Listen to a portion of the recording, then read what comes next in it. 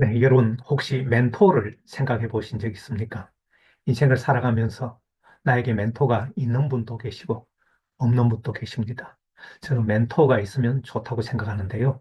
오늘 성공한 삶, 그 대표적인 케이스로 저희 멘토를 소개할까 합니다. 네, 여러분들이 생각하시는 그 인생의 멘토, 저는 매우 중요하다고 생각하고요. 아마 여러분들께서 생각했을 때 살아가면서 멘토가 꼭 필요한가?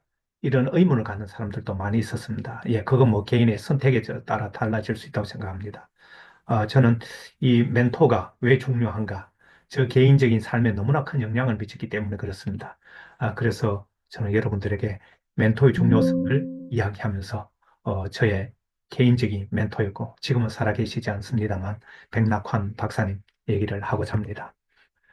그도 아주 불우한 어린 시절을 보냈는데요. 생후 6개월 만에 어머니가 사망하시고 아버지는 유학길로 떠나는 그야말로 태어나서 어떻게 보면 혼자 커야 하는 큰 집으로 맡겨져서 새어머니와 맡겨 성장했는데요. 새어머니와 또 아버지는 나중에 되돌아왔지만 또 새로운 가정을 꾸렸기 때문에 사실상 전처에 태어난 소생으로서는 갈 곳이 없는 그런 외로움 속에서 말 없는 아이로 성장했다고 알고 있습니다. 성장 과정에서는 외롭다 보니까 독서가 버시되고 수줍은 아이로 컸다고 하고 그는 큰아버지 집에서 성장했다고 하는데요. 큰아버지가 우리 의료계에서는 큰 거물이죠. 백인재 박사라고 우리나라 최초의 민간 병원을 설립하신 분입니다. 경성제대의 의대 교수였고 백병원 설립자이기도 합니다. 지금의 서울대 의대가 경성제대였죠. 그런 위기 속에서 큰 변신을 하게 되는데, 큰아버지와 아버지가 납북으로 위기를 맞게 됩니다. 6.25 전쟁 통해. 그런, 의대 졸업반이었지만 의사로서 또 병원 경영자로서 격리 이사로, 이 1인 3역을 해야 됐고, 세 차례에 걸친, 명동에 있는 서울백병원. 이것이 첫, 백병원의 시작입니다. 지금은, 서울백병원에 이제 넘어갔다고 하는데요. 그는 어떻든 이 모든 백병원의 모태가 된 명동백병원의 경영자로서 발전하게 됩니다. 그리고 이 백병원은 하나뿐만 아니라 명동백병원, 개금, 부산에 있는 개금백병원, 일산의 백병원, 상계백병원, 그리고 해운대 백병원까지 모두 5개의 백병원이 생깁니다만 여기서 중요한 것은 백병원은 최초로 밀립공익재단으로 만들어서 이 백록한 이사장님이 사회에 환원했고 자기는 하나도 가져가지 않는 그야말로 백병원은 밀립공익재단입니다. 인제의과대학에서 출발했던 인제대학교로 종합대학교로 발전시켰습니다. 해운대 백병원은 81세의 마음을 먹어서 84세에 완성한 정말 기적의 병원입니다. 지역민들에게 최고의 시설이고 최고 수준의 병원을 만들었죠. 이 병원을 만든 이유를 살아생전에 그는 이렇게 말했습니다. 해운대 백병원은 6.25 전쟁 통해 잠시 피난온 그에게 부산 시민들이 너무나 따뜻하게 대해줘서 부산 시민들 그리고 경남 이웃 주민들에게 바치는 선물이라고 말씀하셨는데요. 정말 대단한 그런 역작이었습니다. 저와의 인연은 제가 1999년도에 교수 임용 면접에서 처음으로 만났는데요. 당시 저는 7년 동안 거의 31번 교수 면접 시험에 실패를 했습니다.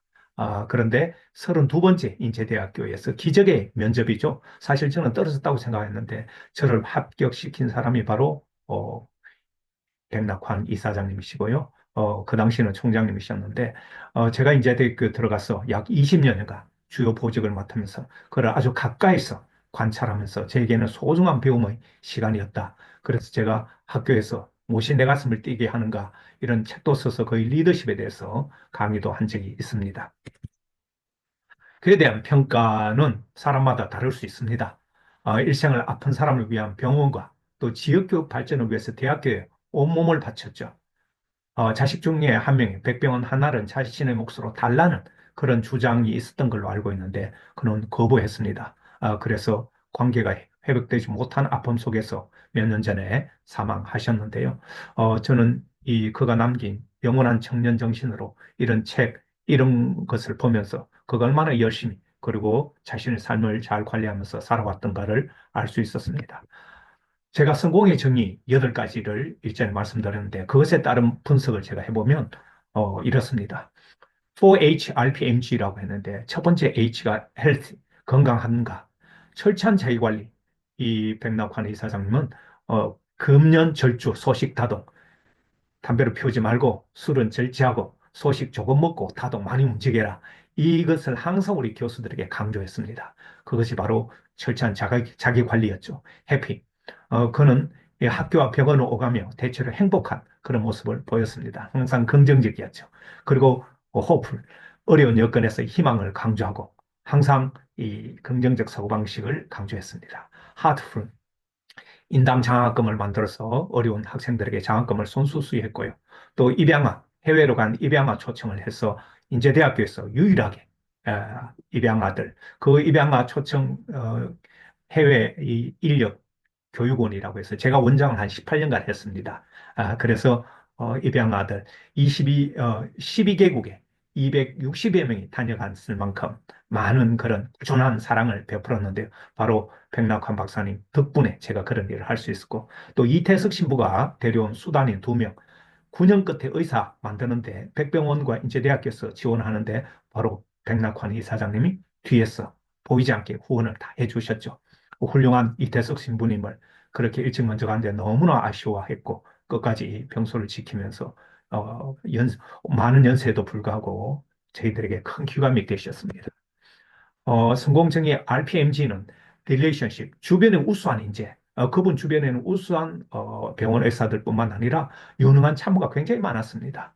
그런 산모들이 많다는 것은 관계를 잘 맺고 있다는 것이었죠. 그리고 프로페션, 그는 의사로서 병원, 학교 경영자로서 80대까지 가장 바쁜 CEO로 언론에 많이 보도됐습니다. 돈은 얼마나 했는지 전 잘 모르겠습니다. 그래티튜드 마지막으로는 항상 감사하고 재산을 사회에 다 환원했다는 것은 이것은 사회에 대한 감사 아닙니까? 저는 백낙환 이사장님의 재평가가 반드시 새로 이루어질 것이다 라고 믿고 있습니다. 성공한 삶에도 아픔이나 흠결이 있을 것입니다. 왜냐하면 완벽한 인간은 없기 때문에 그렇습니다. 저는 각자가 자신의 작은 흠결에 너무 자책하지 말고 성공하는 삶을 만드는 노력이 중요하다 이렇게 생각합니다. 저는 제 멘토를 만나서 저는 다시 태어났다고 생각하고 그것이 성공학, 지금같이 이런 성공학을 연구하고 또 강의할 수 있는 계기가 되고 전국대학 최초로 인제대학교의 교양 과목으로 성격시켜서 강의를 했습니다. 많은 학생들이 이 강의실을 찾아줬는데요. 기억하는 학생들은 제가 항상 감사하고 있습니다. 그리고 이런 게 발판으로 다시 유튜브에 도전하게 됐습니다. 제 나이에 다시 유튜브를 한다는 것은 매우 망설여지고 그리고 구독자 몇 명 안 되는 이런 모습을 본다는 것은 때로는 좌절과 좀 낭패감을 느끼지만 바로 이런 도전 정신, 이분의 멘토 정신 때문에 저는 현재도 감사하고 몇 명 안 되는 구독자지만 그분 한 분 한 분이 너무나 소중하기 때문에 저는 전혀 실망하지 않습니다. 그리고 100명이면 어떻고 200명이면 어떻습니까? 제 이야기에 경청해 주시는 그분 한 분 한 분이 너무너무 감사하기 때문에 그렇습니다.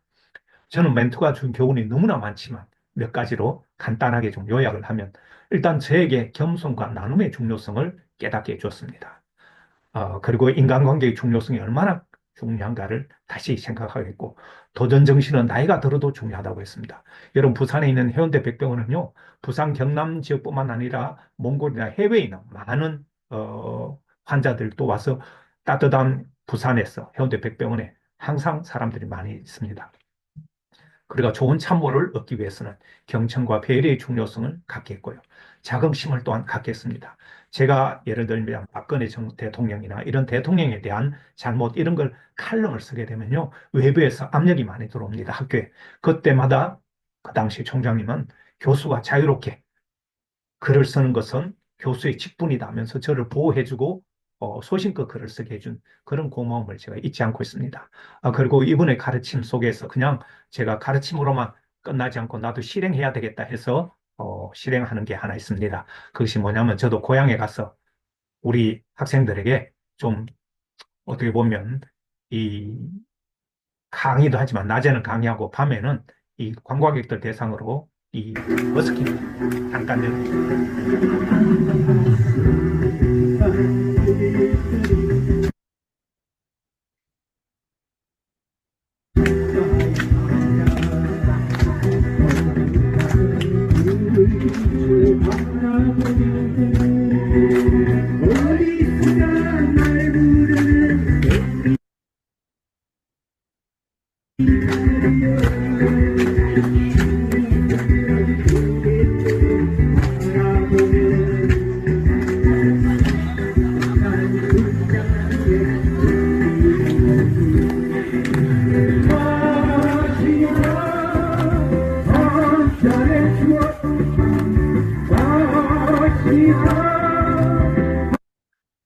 여러분, 매 여름 울릉도에서 저런 버스킹을 하고 있었어요. 혹시 울릉도 오시면 한번 보실 기회가 있을 것입니다. 멘토는 떠났지만 그 가르침은 제게 영원히 남아 있습니다. 아이들과 다시 공부하고 또 이 고향 울릉도를 찾아서 오고 가는 그것이 즐거움입니다. 여러분, 여름에 울릉도로 놀러 한번 오세요.